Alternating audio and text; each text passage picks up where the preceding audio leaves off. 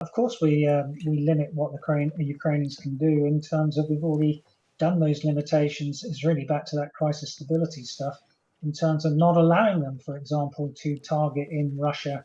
And you certainly wouldn't do that on nuclear facilities. It's just not credible in the slightest. Right now, though, let's move on and talk about Vladimir Putin accusing the British secret services of being behind an orchestrated attack on attack with the Ukrainian special forces on a Russian nuclear power plant. Vladimir Putin said the UK government had underestimated the consequences of the attack. Let's talk to Major General Chip Chapman, who's a former senior military British advisor. Hello to you, Chip. Good evening, John. Good to have you here, Chip. What are your thoughts on this outburst from Vladimir Putin?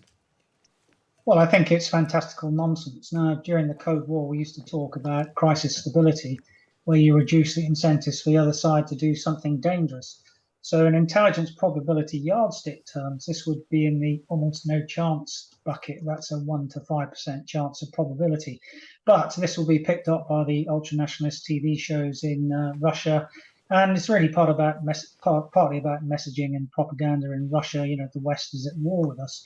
Now, there are a number of reasons why this is fantastical. First one is that we would not train someone against targeting principles which are legitimate and proportionate. Neither will we do something which is so unethical, and we know the consequences of any meltdown of nuclear facilities, and we've seen those articulated by Budanov in terms of the Zaporizhzhia nuclear power plant, where, for example, there would be an exclusion zone of 30,000 kilometers square and a pollution zone of 2 million kilometers square. So we're not into that game, along with the fact that we are a responsible member of the International Atomic Energy Agency, signed up member to that, and the fundamentals of that to protect people and the environment from the harmful effect of ionizing radiation. So in a sense, this is another rhetorical step by Putin, following on from his outbursts recently about the Americans using depleted uranium on their Abrams tanks, which are going to come into theatre shortly, as indeed he did the same sort of missive when the Challenger 2 tanks were coming into Ukraine, when he called them weapons with a nuclear component. Yeah, I mean, look, when given Putin's fondness for rattling the nuclear saber, you could put it pretty much in that file, arguably, couldn't you? Now, in the realms of clear fact, though, Chip, Britain has been training Ukrainian soldiers, presumably in behind-the-lines operations as well. What sort of training are we talking about here? And is there any monitoring of what Ukrainian special forces do?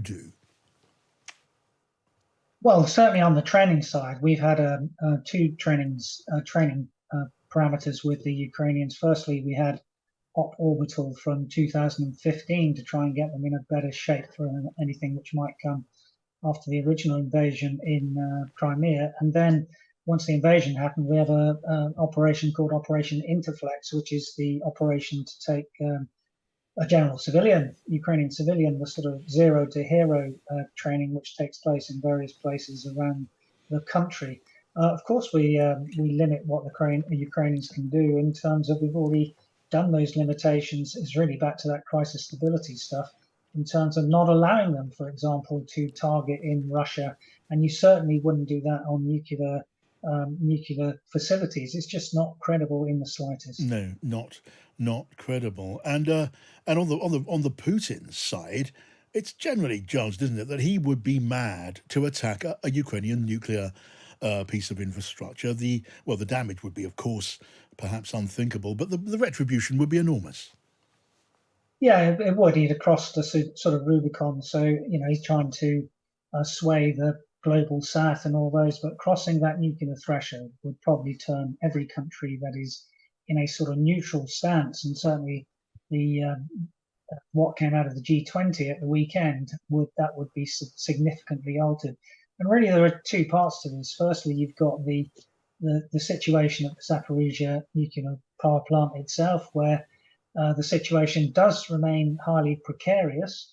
And if you were a Brit fighting, and I've done war games to do with this, you would have a big no-fire area around nuclear power plants. Now, at that in particular, there have been explosions heard from the nuclear power plant in the last week, which shows an intensification of nuclear activity, of military activity going on in that area. It doesn't mean there's the same threat to the plant.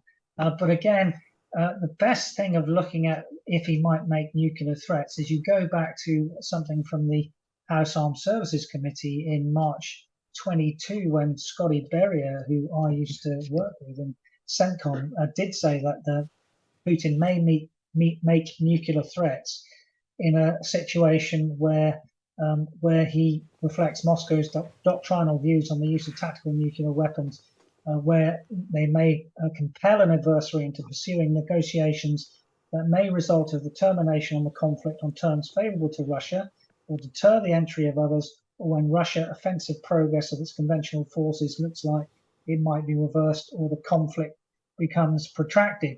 Now, when we reach that threshold, of course, no one knows. And that's trying to read the mind of Putin, which is a very difficult thing to do. But all the human factors analysts and every security agency in the West will do that on a weekly basis to try and define the mind of Putin. That is a very good point. And just finally, Chip, I mean, how worried should we be about the conversations taking place between Vladimir Putin and Kim Jong-un, in which we, as far as we can see, what Putin wants is ammunition. He wants shells, maybe pretty low technology stuff, but he's short of shells and ammunition. And of course, Kim Jong-un would like sort of nuclear technology in the sort of battle sphere. How worried are you? How worried should we be? I'm slightly worried. So it's a variation on guns or butter. Now, that, of course, was a phrase which originated in 1916, which is the choice between using nitrates for gunpowder or the same nitrates for fertilizers. So that's really one of two things that Kim Jong-un wants. He wants food and he wants nuclear technology. Now, where it might be terribly bad for the Russians, depending on what they get, is that Korea have not fought a war since 1953. They got comparable calibers of ammunition, particularly in artillery and in the ammunition that goes with that. But ammunition is perishable and it becomes unreliable. So if the Koreans give them stocks which are tens of years old, that may produce a dud rate along with the manufacturing defects that makes it even more incredible that they might have more problems than actually having the ammunition in the first place. So that's the real problem here. What it might very well do is, if you look at what I see as the first opening three phases of the war, the first, of course, was the Thunder Run to Kyiv. The second one was really by June 22, Ukraine losing slowly.